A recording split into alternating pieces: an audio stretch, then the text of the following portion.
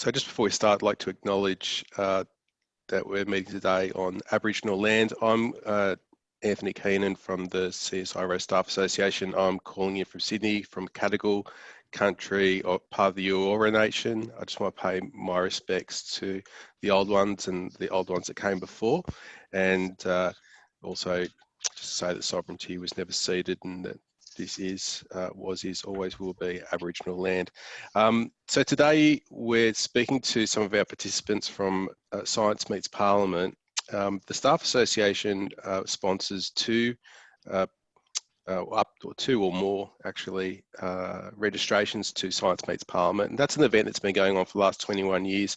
It's organised by Science and Technology Australia, abbreviated to STA. STA is one of the two peak bodies for the science and research industry in Australia, and the CSIRO Staff Association is a founding member of STA. So STA has put on this event which is called Science Meets Parliament, essentially to provide an opportunity for scientists and researchers to have a couple of days in Canberra normally to listen to some experts around various topics, including policy making, communications, some other and other related areas, and then also provide an opportunity for science and research people to meet directly with parliamentarians from across the political spectrum. And yeah, typically this takes place over 2 days in Canberra with a gala dinner built in between. Now, it was changed due to COVID this year and delivered in a different format, which we'll get onto. But let me just start by asking each of you to introduce yourself and to just let us know what part of CSIRO you're from, whereabouts in the country you work, and what sort of research you perform as well. Maybe we'll just start with Carlie. Thanks, Anthony. Yeah, my name's Carlie. I'm a coastal marine research technician at CSIRO in Hobart. We use cameras and other technologies to form a picture on why animals are on the way to extinction. This information helps us pinpoint what's needed to ensure their survival. That's great. And Ryan? Thanks for that, Anthony. So, yeah, my name's Ryan. I'm down here in H&B, so Health and Biosecurity at Geelong, at the Australian Centre for Disease Preparedness. I really work in biomarkers, so trying to detect diseases earlier. We use a combination of normal lab techniques as well as machine learning to try and figure out how to detect them earlier, how to detect them faster, how to detect them more accurately. So I work in a range of different infectious and non-infectious diseases, including COVID, but also livestock diseases and a whole gamut of things. That's great. Thank you, Ryan, and thank you, Carlie. So, as I mentioned at the top, Science Meets Parliament is typically divided over 2 days into two different parts. On the first day, you would have a series of lectures and workshops, perhaps, which was essentially trying to impart some information around, what to expect in terms of Parliament, maybe some information on the political process, an insight into the way that policy making is done, and also some practical, I suppose, tips and techniques around, for example, pitching to the media, or also just about being able to conduct a convincing presentation in general. So so typically, as I said, it would take place on the first day, and then the second day you would have the meetings. But because of COVID this year, a lot of the, most of it was delivered virtually, and what that meant was that instead of over 1 day, the sort of the educational component, if I could characterise it that way, was delivered over the space of a month roughly in various bits and pieces, and covered off, I think something, maybe there would have been something in the order of 12 different types of sessions. Would that be correct? So Ryan, just to you, going to you, what were some of the highlights from some of those sessions? Did you find any that were particularly useful, or were there any that really struck you in particular? Yeah, look, I think as an ECR, so as an early career researcher, it was really informative for me to kind of get an understanding of how policy is made, how that link between science and scientific research and politicians is made, and how we can kind of start becoming those kind of trusted advisors to try and help shape in a very, science-focused, data-driven way, help to shape policy. Now, I guess the good thing about it being more virtual is that we were able to kind of expand the number of sessions, but also the breadth of people who were talking to us. So we had anything from politician aides to writing experts to, and I guess my personal favorite session was around the STEM ambassadorship. So these got a group of people together, really diverse backgrounds, but these are all people who are engaging in the public, engaging with policy, and we're really trying to get STEM in the spotlight, and really trying to show that we're not all one particular type of person. We're a range of different people, and that kind of diversity is really our strength, and we should be playing to that. And that's where I really got a lot of passion out of, I guess.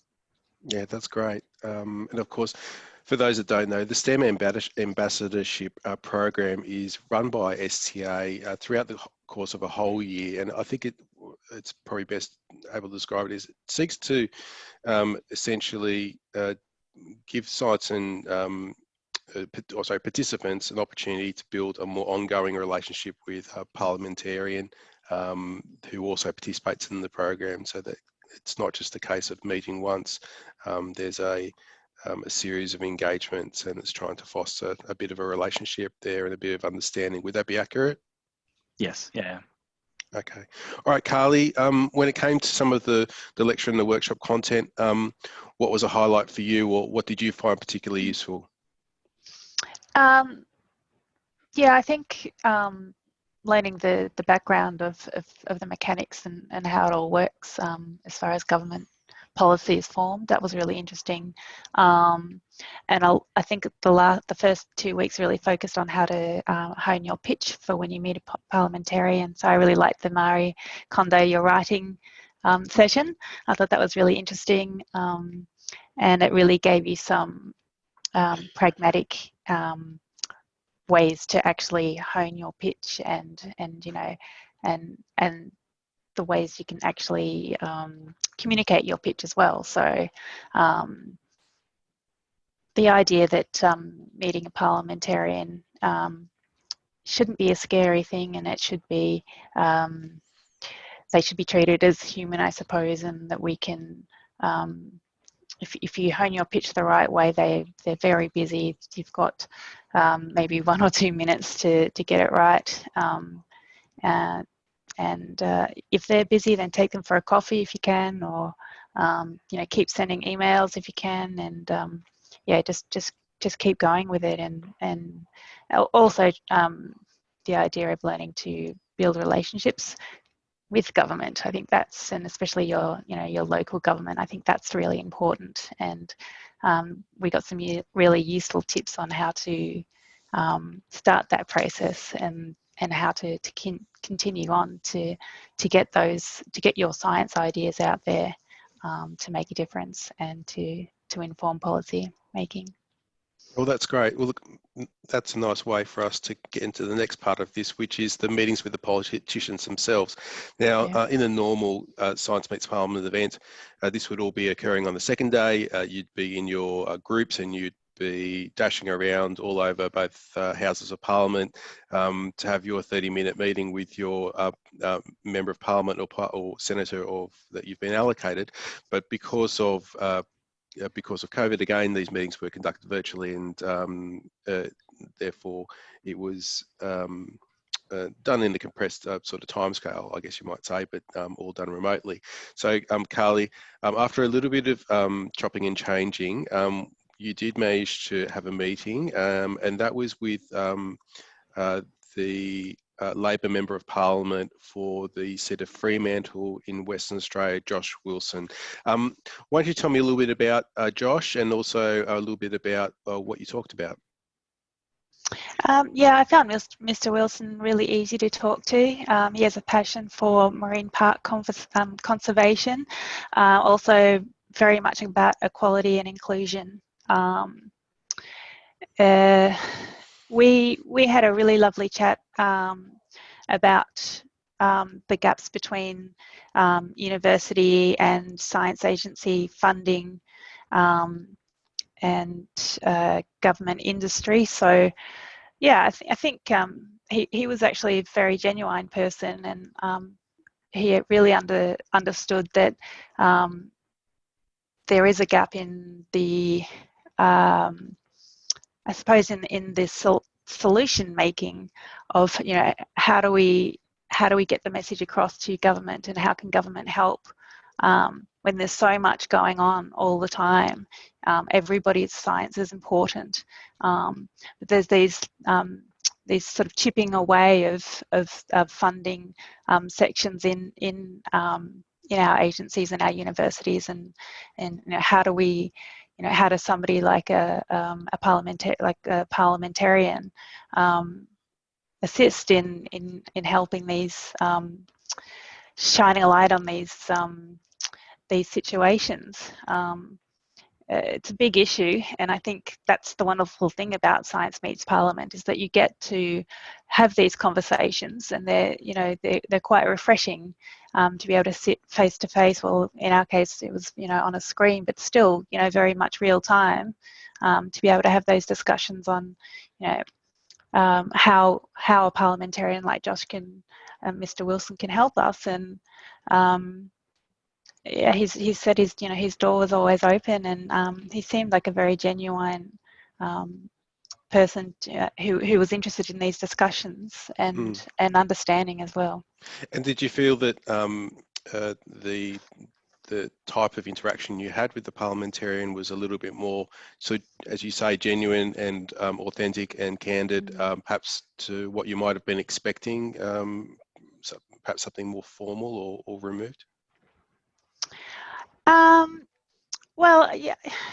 Well, I didn't really go in with any, you know, with any consideration either way. You know, I generally approach everybody as a person, so it was delightful to hear that he described himself as a failed novelist. He'd completed an English literature degree. I'd done the same, so I suppose there was a nice relationship formed there. But yeah, I thought, you know, he seemed genuine, and I suppose every person's an individual, and in this case, I was lucky to meet somebody who I could relate to, I suppose. Okay, thanks, Carlie. Okay, Ryan. Now you met with Dr. Ann Webster. Now, Dr. Webster is the Member of Parliament for Mallee in Victoria, and she's from the Nationals Party. What did you learn about Ann beforehand, and then also, yeah, how did you find the discussion, and what types of things did you and your delegation talk to Dr. Webster about? Thanks, Anthony. Look, I'll just echo a lot about what Carlie said. So I personally came in with a bit more of a preconceived notion that it was going to be a bit more formal, but Dr. Webster was exactly the opposite of that. She was really lovely, really easy to talk to, and I guess what I pulled out of this most of all was the interest, was the genuine interest in science. From a person who is, you know, a very busy person, has information thrown at them every day, but, you know, came from one meeting with a group of scientists directly to our meeting with another group of scientists, you know, who were very diverse, throwing lots of science at them, and they understood it, and they really were passionate about it, and passionate about how it related to their electorate. And I think that's one of the major things that I got out of it, is that I didn't want to just give her a pitch and say, hey, look at all the cool science I'm doing, but also try to understand you know, we've got this capability, we've got this science, how can we best apply it to your electorate? You know, what issues is your electorate facing, and how can we try to bring this science into the real world? And I think that was really interesting for me. So she spoke a lot about agricultural innovation, you know, bringing a lot of the science that CSIRO can do and really benefiting people on the ground, in the farms, doing the work. But also, yeah, just talking about scientific literacy.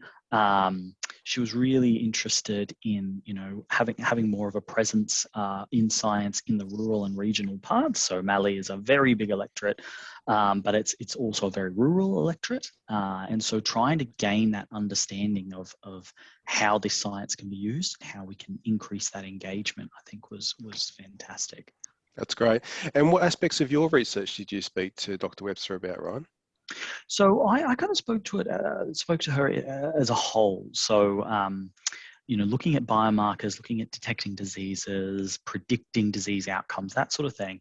And not just the application as a medical field, and obviously people have been affected by COVID.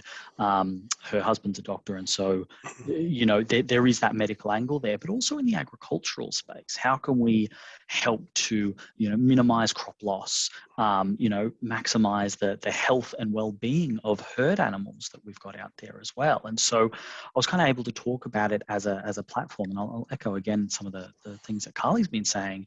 The idea of bringing out a pitch was fantastic. You know, you could condense your whole research, which, you know, for us, you know, can take up a fair chunk of our time in lots of language and terminology and you know, niche little areas. But to make it relatable, make it easy to digest in, you know, a minute or so. And I think some of the skills that we generated through the educational part really served us well, having a chat to the politicians, and Dr. Webster was fantastic. That's great. Thank you so much, Ryan. Okay, look, let's wrap it up. Carlie, if you had to nominate one thing that was an absolute highlight for you, what is it?